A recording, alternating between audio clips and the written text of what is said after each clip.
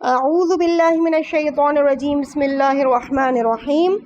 کتاب 1001 داستان علی کی ریڈنگ کاشانہ بصیرت کے پلیٹ فارم سے کی جا رہی ہے۔ صفحہ نمبر ہے 635، ہیڈنگ ہے حدود الہیہ کے اجرا میں تاخیر۔ مولائے متقیان علیہ السلام اپنے دور حکومت میں مخالفین حکومت کے لیے حدود الہیہ کے اجرا میں تاخیر فرمایا کرتے تھے۔ امام سے روایت ہے کہ میں دشمن کی سرزمین میں اپنے کسی سپاہی پر حد جاری نہیں کروں گا تا وقت یہ کہ وہ دشمن کے علاقے سے باہر نہ آ جائے، مبادا اس سزا کی وجہ سے وہ دشمن کے ہاں پناہ لینے پر مجبور نہ ہو جائے۔ ایک شخص کو امام کی خدمت اقدس میں لایا گیا جو کہ مستحق حد تھا، مگر وہ بیمار تھا اور اس کے جسم پر زخم تھے، لہٰذا امام نے فرمایا کہ اجرائے حد کو متاخر کر دو تاکہ وہ اس کے نتیجے میں مر نہ جائے۔ چنانچہ اس کے زخم مندمل ہو جانے تک اس کا انتظار کیا گیا، پھر اس پر حد جاری کی گئی۔ اگلی ہیڈنگ ہے حقیقی امیر المومنین۔ جب علی علیہ السلام کو جنگ جمل کے فتنہ پردازوں پر فتح و نصرت نصیب ہوئی تو ایک روز امام نے ابن عباس کو حضرت عائشہ کے پاس بھیجا تاکہ اس کو بصرہ سے مدینہ روانہ کرے اور وہ بصرہ میں ہی مستقلاً اقامت پذیر نہ رہے۔ اس وقت حضرت عائشہ بنی خلف کے گھر میں تھی۔ ابن عباس نے داخل ہوتے وقت اجازت چاہی مگر حضرت عائشہ نے اجازت نہ دی، چنانچہ ابن عباس بغیر اجازت ہی کے اس کے گھر میں وارد ہو گئے اور بیٹھ گئے۔ حضرت عائشہ نے اس سے کہا، ابن عباس تو نے خلافت سنت عمل کیا ہے اور بغیر اجازت کے میرے گھر میں داخل ہوئے ہو اور میرے قالین پر بیٹھ گئے ہو۔ ابن عباس کہنے لگے کہ ہم سنت پیغمبر کو تجھ سے بہتر جانتے ہیں، ہم وہ ہیں کہ تجھے آداب و سنت پیغمبر ہم نے سکھائے ہیں۔ یہ تیرا گھر نہیں ہے، تیرا گھر تو وہ ہے جہاں پیغمبر صلوات اللہ علیہ تیرے ساتھ سکونت پذیر تھے، تو وہاں سے نکل آئی۔ جب تو اپنے گھر میں جائے گی تو ہم وہاں بغیر اذن کے داخل نہیں ہوں گے اور تیرے فرش پر نہیں بیٹھیں گے۔ پھر کہا، امیر المومنین نے حکم دیا ہے کہ تم مدینے چلی جاؤ اور اپنے گھر میں رہو۔ عائشہ نے کہا کہ خدا رحمت نازل کرے میرے والد ابو بکر پر، امیر المومنین تو وہ تھے۔ ابن عباس نے کہا، خدا کی قسم حقیقی امیر المومنین علی علیہ السلام ہے۔ اگلی ہیڈنگ ہے ہمدم انبیاء اور اولیاء علی ہیں۔ ایک روز حارث نے حضرت امیر کو دیکھا، آپ ایک نخلستان میں حضرت خضر کے پاس بیٹھے ہوئے ہیں۔ اچانک خرما کے ایک طبق آسمان سے ان کے لیے نازل ہوا، انہوں نے ان میں سے کچھ کھایا۔ جب حضرت خضر خرما کھا رہے تھے تو ان کی گٹھلیاں دور پھینکتے جا رہے تھے، لیکن جناب امیر خرما کی گٹھلیاں اپنے ہاتھ میں جمع کر رہے تھے۔ حارث کہتا ہے کہ میں نے امام سے کہا کہ خرما کی گٹھلیاں مجھے دے دیں، مولا نے وہ مجھے دے دیں۔ میں نے ان گٹھلیوں کو زمین میں کاشت کیا، ان سے نخل خرما تیار ہو گئے۔ ان کے خرمے اتنے خوشبودار اور پاکیزہ تھے کہ میں نے ویسے کبھی بھی نہیں دیکھے تھے۔ اگلی ہیڈنگ ہے عشق مولا میں سرشار بچی۔ ابو الاسود دؤیلی امام علیہ السلام کے دوستوں میں سے تھے۔ جنگ صفین میں وہ حضرت کا ہم رکاب تھا، وہ اسلامی شعراء میں سے ہے۔ زیاد بن عبداللہ کے دور میں اس نے قرآن پاک پر آراب لگوانے اور نقطے لگوانے کا کام بھی سر انجام دیا۔ معاویہ کا ایک وتیرہ یہ تھا کہ وہ علی کے چاہنے والوں کو اپنی طرف سے تحائف دیتا رہتا تھا۔ ایک روز ابو الاسود گھر پر نہیں تھا، معاویہ کے خیرخواہ لوگوں کے گھروں میں حلوہ اور شہد بانٹتے پھر رہے تھے، انہوں نے ابو الاسود کے گھر میں بھی یہ تحائف دیے۔ اسود کی بیٹی نے لے لیے۔ جب اسود گھر آیا تو اس نے دیکھا کہ اس کی بیٹی حلوہ کھانے میں مشغول ہے۔ کہا، میری بیٹی معاویہ ہمارے جیسے لوگوں کے گھروں میں ہی حلوے اور تحفے بیچتا ہے تاکہ اس سے طریقے سے لوگوں کو امیر المومنین کی دوستی سے برگشتہ کر دے۔ اس کی 5 سالہ بیٹی نے فوراً معاویہ پر لعنت بھیجی اور اپنے حلق میں انگلی ڈال کر سارا کھایا ہوا حلوہ الٹ دیا۔ اگلی ہیڈنگ ہے ایک مکمل اور جامع فیصلہ۔ حضرت علی کے دور خلافت میں 3 افراد خدمت امام میں لائے گئے، تینوں ایک قتل میں شریک تھے۔ ایک نے مقتول کو روکا، دوسرے نے اسے قتل کیا تھا اور تیسرے نے مقتول کی شناخت میں ان دونوں کی مدد کی تھی۔ امام نے حکم دیا کہ آخری شخص کو تو نابینا کر دیا جائے جس نے مقتول کو روکا تھا، اور اسے زندان میں ڈال دیا جائے۔ آخری شخص کو تو نابینا کر دیا جائے اور جس نے مقتول کو روکا تھا اسے زندان میں ڈال دیا جائے اور وہ مرنے تک اسی حبس میں رہے، اور قاتل کو فوری طور پر قتل کر دیا جائے۔ اگلی ہیڈنگ ہے علی مجسمہ عدل۔ حضرت علی کے عہد حکومت میں پیشہ ور چور پیدا ہو گئے تھے۔ دایاں ہاتھ اور بایاں ہاتھ کٹنے کے بعد بھی وہ تیسری بار چوری کے مرتکب ہوئے۔ امام نے اس گروہ کو زندان میں ڈال دیا اور اس بات کا اظہار کیا کہ مجھے اس بات سے حیا محسوس ہوتی ہے کہ کسی کو بغیر ہاتھ پاؤں کے کر دوں اور وہ بیچارہ شخص ہوائج ضروریہ اور صفائی وغیرہ سے عاجز اور درماندہ ہو جائے۔ ایک نوجوان تھا جو ابھی سن بلوغت کو نہیں پہنچا تھا۔ اس جوان نے چوری کا جرم کیا۔ امام نے حکم دیا کہ اس کی انگلیوں کے اطراف کا کچھ گوشت قطع کر دیا جائے۔ پھر اس کو دھمکی دی گئی، اگر دوبارہ ایسی حرکت کی تو ہاتھ قطع کر دیا جائے گا۔ اگلی ہیڈنگ ہے ابن ملجم کی امام علی علیہ السلام سے ملاقات کا پہلا منظر۔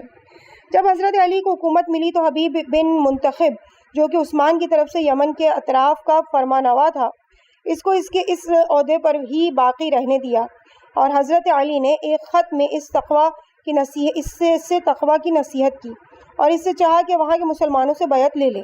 حضرت نے اس کے خط کو سر بمہر کیا اور ایک عرب کے ہاتھ اس کو بھجوا دیا۔ حبیب نے امام کا خط لیا اور لوگوں کو بیعت کے لیے بلایا۔ لوگوں نے بھی اطاعت کی۔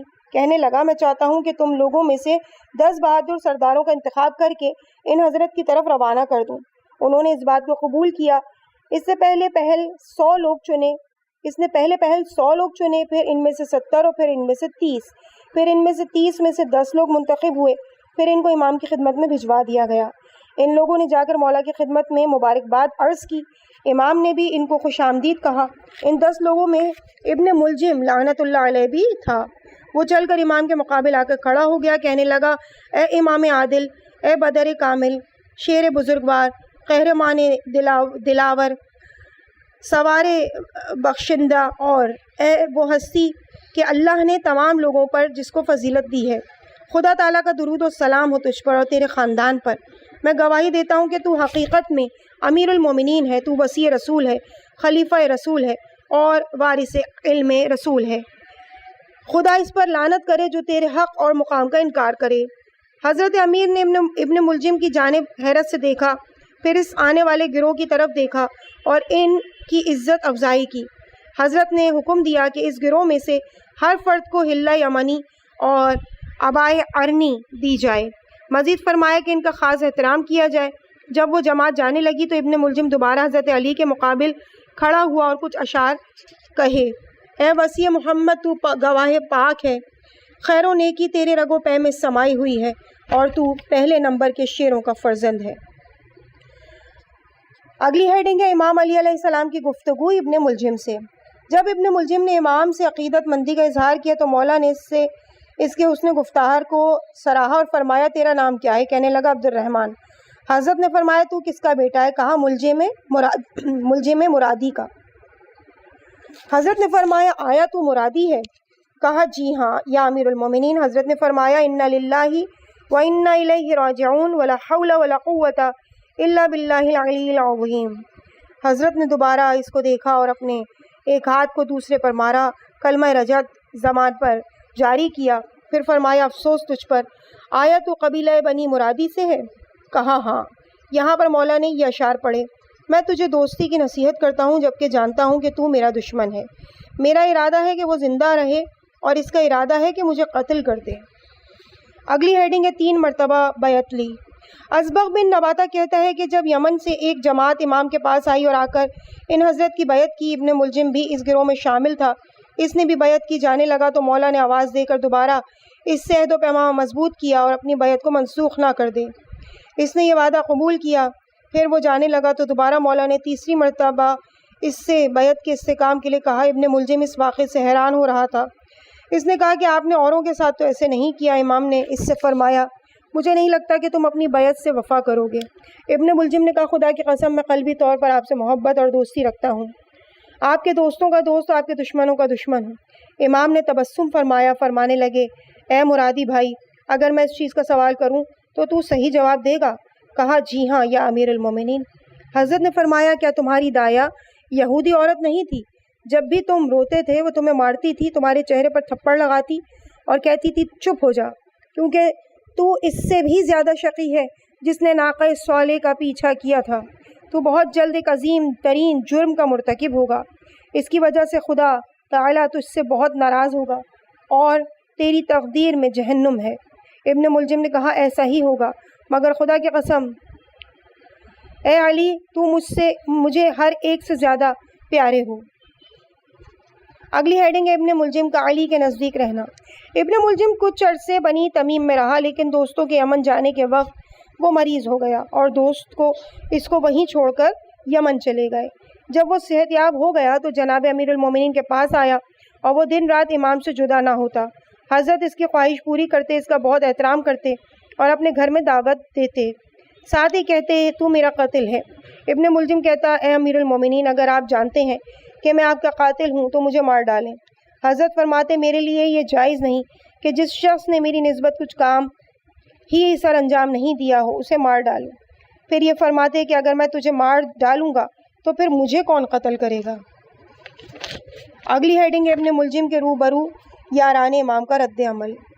امام علی علیہ السلام کے پیرو اور شیعہ جب اس واقعے سے مطلع ہوئے، مالک اشتر، حارث بن اعور ہمدانی اور دوسرے لوگ حرکت میں آ گئے۔ انہوں نے اپنی تلواریں سونت لیں، کہنے لگے اے امیر المومنین، ہم اس کتے کو مار کے چھوڑیں گے، آپ ہمارے پیشوا اور ہمارے پیغمبر کے عمزاد ہیں۔ حضرت نے ان سے فرمایا اپنی تلواروں کو نیام میں رکھو، امت کی وحدت کو نہ توڑو۔ کیا تم سمجھتے ہو کہ میں اس کو قتل کروں گا جس نے ابھی میرے ساتھ کچھ بھی نہیں کیا ہے؟ اس بات کے بعد امام اپنے گھر واپس چلے آئے، لیکن آپ کے وفادار جمع ہو کر آپس میں یہی باتیں کر رہے تھے کہ امام آخری شب میں مسجد میں جائیں گے، ہمیں خوف ہے کہ یہ مرد مرادی امام کے ساتھ دہشت گردی کرے گا، لہٰذا وہ اس کے لیے چارہ گری کی سوچ میں پڑ گئے۔ انہوں نے فیصلہ کیا کہ قرعہ ڈال کر ہر شب ایک قبیلہ امام کی حفاظت پر متعین ہوگا۔ جب حضرت علی مسجد سے نکلے تو آپ نے ان لوگوں کو اس حالت میں دیکھ کر فرمایا کیا کر رہے ہو؟ انہوں نے اس ماجرے کی اطلاع آن حضرات کو دی۔ حضرت نے ان کے حق میں دعائے خیر کی، مسکرا دیا اور ان کو اس کام سے منع فرما دیا۔ اگلی ہیڈنگ ہے ابن ملجم کوفہ میں۔ محمد بن حنفیہ کہتے ہیں کہ جب ماہ مبارک رمضان کی 20ویں رات آئی، ابن ملجم کی تلوار کا زہر میرے والد کے قدوم مبارک تک پہنچا، لہٰذا اس رات میرے بابا نے بیٹھ کر نماز ادا کی اور ہمیں وصیت کی کہ صبح تک ہمیں سمجھاتے رہے۔ پھر عام لوگوں کو اذن دخول دیا، لوگ آئے، سلام عرض کیا، حضرت نے جواب دیا۔ پھر میرے والد گرامی نے فرمایا اے لوگوں، پوچھ لو جو کچھ تم نے پوچھنا ہے قبل اس کے کہ مجھے نہ پاؤ، لیکن اپنے سوالات مختصر کرنا کہ تمہارے امام کا حال اچھا نہیں ہے۔ لوگوں نے یہ سنا تو زار و قطار رونے لگے۔ حجر بن عدی اٹھا، اس نے جناب امیر المومنین کی مصیبت میں چند شعر کہے۔ جب وہ خاموش ہوا تو مولا نے اس سے فرمایا تمہارا اس وقت کیا حال ہوگا جب تجھے حکم دیا جائے کہ مجھ سے بیزاری اختیار کر لو؟ حجر نے عرض کیا کہ خدا کی قسم اگر مجھے تلوار کے ساتھ ٹکڑے ٹکڑے بھی کر دیا جائے تو میں بیزاری اختیار نہیں کروں گا۔ حجر نے عرض کیا کہ خدا کی قسم اگر مجھے تلوار کے ساتھ ٹکڑے ٹکڑے بھی کر دیا جائے تو میں بیزاری اختیار نہیں کروں گا۔ حضرت نے فرمایا تو خیر پر ہوگا اور کامیاب ہوگا، خدا تجھے جزائے خیر دے گا۔ پھر میرے والد نے دودھ طلب کیا اور اس میں سے طبیعت کے مطابق تھوڑا سا پیا۔ پھر آپ نے فرمایا یہ اس دنیا سے میرا آخری رزق و روزی ہے۔ حاضرین زار و قطار رونے لگے، تمام لوگ دھاڑے مار مار کر رونے لگے۔ اگلی ہیڈنگ ہے دن ابن ملجم میں آگ کے شعلے۔ دہنے ابن ملجم میں آگ کے شعلے۔ ایک شخص نے جناب امیر المومنین مولائے مظلومان اور آقائے متقیان کے واقع ضربت کے بعد ابن ملجم لعنت اللہ علیہ سے کہا اے دشمن خدا تو خوش مت ہو، علی علیہ السلام بہت جلد اچھے ہو جائیں گے۔ اس ملعون نے جواب دیا تو پھر علی کی بیٹی ام کلثوم کیوں اس طرح نالہ و زاری کرتی ہے جیسا کہ وہ باپ کے سوگ میں ہو؟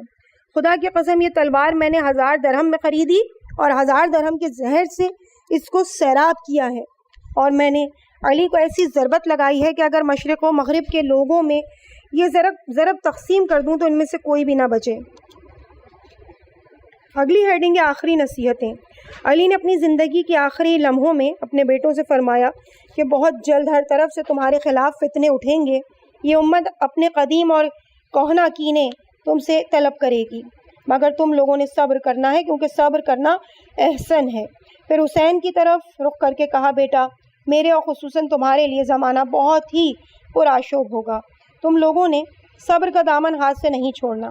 پھر فرمایا اے ابا عبداللہ یہ امت تجھے شہید کر دے گی، مگر مصائب میں تم نے صبر و تقویٰ کو ہاتھ سے نہیں جانے دینا ہے۔ پھر امام کچھ دیر کے لیے بے ہوش ہو گئے۔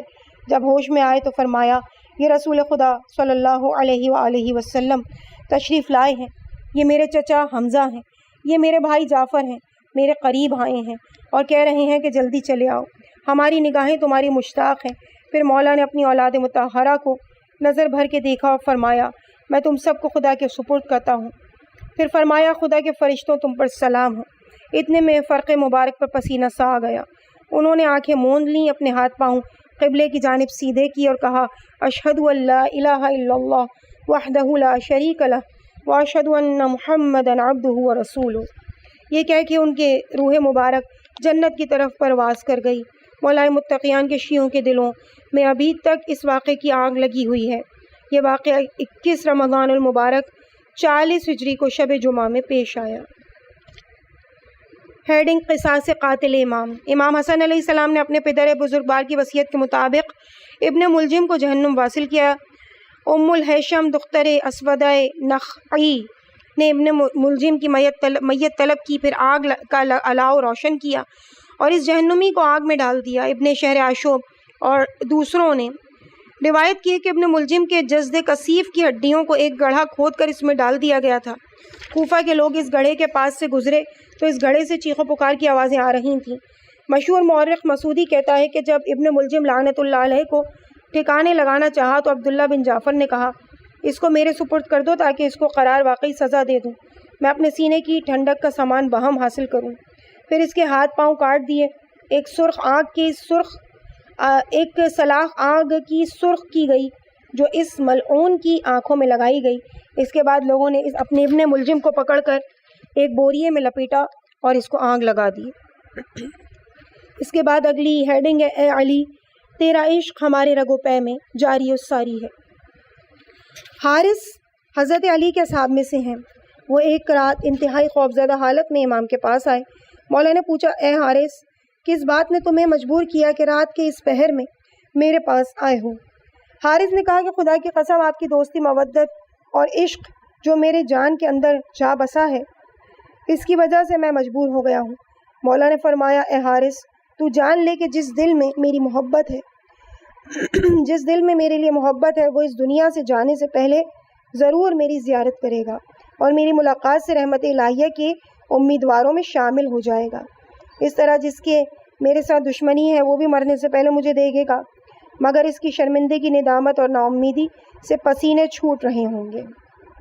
اگلی ہیڈنگ ہے، غسل کی کیفیت۔ محمد حنفیہ کہتے ہیں کہ جب میرے بھائی والد بزرگوار کو غسل دینے میں مشغول ہو گئے، امام حسین پانی ڈالتے جا رہے تھے اور امام حسن علیہ السلام غسل دے رہے تھے، اور یہ ضرورت ہی پیش نہیں آتی تھی کہ بابا کے جسم مطہر اور معطر کی کروٹیں بدلائی جائیں۔ ان کا جسم خود بخود ادھر ادھر ہو رہا تھا اور ان کے جسم کی معطر اور معتبر خوشبو مشام جاں کو سیراب کر رہی تھی۔ جب غسل دیا جا چکا تو امام حسن نے فرمایا، بہن نانا کا ہنوت بھی لے آؤ۔ جناب زینب سلام اللہ علیہ جناب امیر کے حصے کا باقی ماندہ ہنوت لے آئیں۔ یہ وہی کافور تھا جو جبرائیل بہشت سے جناب رسول خدا جناب فاطمہ زہرا سلام اللہ علیہ اور حضرت علی علیہ السلام کے لیے لائے تھے۔ جب ہنوت کھولا گیا تو پورا شہر کوفہ خوشبو سے معطر ہو گیا۔ پھر میرے والد بزرگوار کو 5 جاموں میں کفن دیا گیا اور تابوت میں رکھا گیا۔ بابا کی وصیت کے مطابق حسنین علیہ السلام نے تابوت پچھلی طرف سے اٹھایا اور تابوت کا اگلا حصہ جبرائیل اور میکائیل نے اٹھایا اور جانب نجف چل دیے۔ بعض لوگوں نے تابوت کے ساتھ آنا چاہا مگر میرے بھائی امام حسن نے ان کو واپسی کا حکم دیا۔ امام حسین گریہ کرتے ہوئے کہہ رہے تھے، لا حول ولا قوت الا باللہ العلی العظیم، اے بابا جان آپ نے ہماری کمر توڑ دی۔ ہیڈنگ ہے، سب کے سب بحر غم مولا میں مستغرق۔ محمد حنفیہ کہتے ہیں، جس رات ہم بابا کا تابوت کوفہ سے نجف اشرف لے جا رہے تھے تو خدا کی قسم میں نے دیکھا کہ بابا کا جنازہ جس گھر، دیوار یا درخت کے پاس سے گزرتا وہ خمیدہ ہو جاتے اور خشوع کرتے۔ جب تابوت کو قبر کے مقام پر پہنچایا گیا تو امام حسن نے نماز جنازہ پڑھائی، 7 تکبیریں کہیں، نماز کے بعد جنازے کو اٹھایا۔ ابھی کھدائی کے لیے پہلے ہاتھ ہی مارا تھا کہ دیکھا قبر کھودی ہوئی ہے۔ جب انہوں نے بابا کو قبر میں داخل کرنا چاہا تو ہاتف تہیبی سے میں نے آواز سنی، کوئی کہہ رہا تھا کہ اس پاکیزہ قبر میں حبیب کو داخل کر دو، کیونکہ حبیب کا مشتاق ہے، اور منادی نے بھی سزا دی کہ خدا تم لوگوں کو صبر جمیل عطا فرمائے۔ اگلی ہیڈنگ ہے یتیم بچی علی سے کہتی ہے۔ ابن شہر عاشوب نے روایت کی ہے کہ عبد الواحد بن زید کہتا ہے کہ میں خانہ کعبہ میں مشغول طواف تھا کہ میں نے ایک بچی کو دیکھا جو اپنی بہن سے مولا علی کی تعریفیں اس طرح بیان کر رہی تھی، لا وحق المنتجب والوصیہ الحاکم بالسویہ العادل فی القضیہ العادل البینہ زوج فاطمۃ المعویہ۔ عبد الواحد کہتا ہے کہ میں بہت حیران ہوا کہ اتنی چھوٹی سی بچی اتنی خوبصورتی سے مدح و ثنا علی علیہ السلام کر رہی ہے۔ میں نے اس سے پوچھا ہے بیٹی کیا تو علی کو جانتی ہے جو اس طرح سے ان کی تعریفیں کر رہی ہے؟ اس بچی نے کہا میں ان کو کیسے نہیں جانتی، جب میرے والد جنگ صفین میں شہید ہو گئے اور ہم یتیم ہو گئے تو وہ ہمارے خیال رکھتے تھے اور ہمارے ہر ممکن مدد کرتے تھے۔ پھر اس بچی نے بتایا کہ ایک روز امام ہمارے گھر آئے، ہماری والدہ سے کہا کہ یتیموں کی ماں تیرا کیا حال ہے؟ میری والدہ نے ان حضرت کی خدمت میں عرض کیا الحمدللہ، اللہ کا شکر ہے۔ اس وقت میری ماں نے مجھے اور میری بہن کو ان حضرت کی خدمت میں حاضر کیا۔ میں بخار کے اثر سے نابینا ہو چکی تھی۔ اچانک امام نے میرے اوپر نگاہ کی اور انہوں نے 2 شعر تلاوت کیے۔ پھر مولا نے اپنے مبارک ہاتھ میرے چہرے پر پھیرے تو میری آنکھیں روشن ہو گئیں، اس قدر روشن کہ میں شب تاریک میں بھی بھاگے ہوئے اونٹ کو کافی فاصلے سے دیکھ سکتی تھی۔ اگلی ہیڈنگ ہے مولا علی کے پاس مرد آذر بائی جانی کا آنا۔ ایک دن ایک آذر بائی جانی مولا علی علیہ السلام کی خدمت اقدس میں آیا، آ کر عرض کیا یا علی میرا اونٹ بہت ہی سرکش ہے، کسی طرح رام ہونے میں نہیں آتا۔ حضرت نے فرمایا جب اپنے شہر جاؤ تو اپنے اونٹ پر یہ دعا پڑھو اللہم انی اتوجہ الیک، تمہارا اونٹ متی ہو جائے گا۔ وہ شخص شہر آیا اور وہ دعا پڑھ کر اپنے شتر کو رام کیا۔ اگلے سال اسی اونٹ پر بیٹھ کے وہ خدمت امام میں پہنچا۔ جب اس نے امام علیہ السلام کو دیکھا، اس سے پہلے کہ وہ کچھ بات کرتا امام نے اونٹ کی اطاعت گزاری کا تمام واقعہ سنا دیا۔ وہ شخص کہنے لگا مولا ایسا معلوم ہوتا ہے کہ آپ میرے پاس تھے اور آپ نے خود اپنی آنکھوں سے مشاہدہ کیا ہے۔ اگلی ہیڈنگ ہے علی کے غم فراق میں ایک یہودی کا گریہ کرنا۔ حارث عور کہتا ہے کہ میں نے ایک بوڑھے شخص کو کوفہ میں دیکھا جو زار و قطار رو رہا تھا اور کہتا تھا کہ میں نے 100 سالہ زندگی گزاری ہے مگر ان 100 سالوں میں نے صرف ایک مرتبہ عدل و انصاف ہوتے ہوئے دیکھا۔ حارث نے کہا کہ میں نے اس سے کہا کہ وہ کیسے اور کس طرح؟ اس نے کہا میں حجر حمیری ہوں اور میں یہودی تھا، اپنی خوراک کی فراہمی کے لیے کوفہ آیا۔ جب میں قبا پہنچا تو میرا مال گم ہو گیا۔ میں مالک اشتر نخعی کے پاس گیا اور اپنا تمام واقعہ سنا دیا۔ مالک مجھے امیر المومنین علی علیہ السلام کے پاس لے گئے۔ حضرت نے مجھے دیکھتے ہی فرمایا اے یہودی بھائی، ہمارے پاس ہر طرح کا زمینی اور آسمانی علم ہے، آیا میں بتا دوں کہ تم میرے پاس کس مقصد سے آئے ہو یا تم خود بتاؤ گے؟ وہ شخص کہنے لگا کہ آپ بتا دیں۔ حضرت نے فرمایا گروہ جنات تمہارا مال قبا لے گئے ہیں۔ اے یہودی بھائی، اب تم ہم سے کیا چاہتے ہو؟ اس شخص نے کہا کہ یا علی اگر آپ مہربانی فرمائیں تو میرا مال لوٹا دیں تو میں مسلمان ہو جاؤں گا۔